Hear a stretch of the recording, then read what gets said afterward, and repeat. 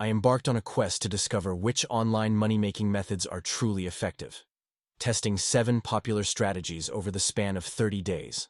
With so many promises of easy riches circulating online, my aim was to separate fact from fiction. Here's what actually paid off in the end.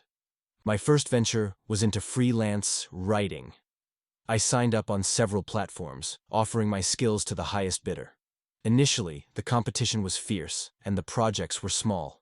Yet, as the days progressed, I secured a few decent gigs that paid a reasonable rate. By the end of the month, freelance writing emerged as a viable way to earn, mainly due to its accessibility and demand. Next, I dived into the world of online surveys. Promoted as simple and rewarding, the reality was less exciting. Although I received a constant stream of surveys, most offered trivial compensation, often in the form of gift cards.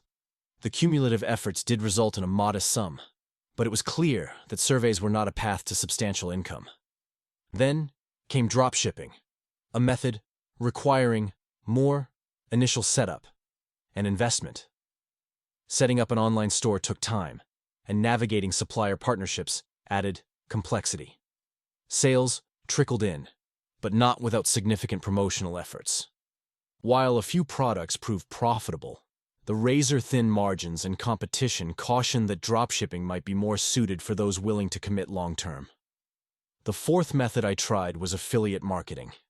I set up several blogs and used social media to drive traffic. Initially, affiliate earnings were negligible. However, by strategically choosing high-commission affiliates and crafting engaging content, the income began to climb.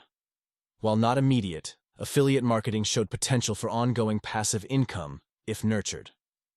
My fifth endeavor was online tutoring. Leveraging my background in English, I registered with a couple of tutoring sites. Demand for tutoring was consistent, and I found teaching both rewarding and relatively lucrative.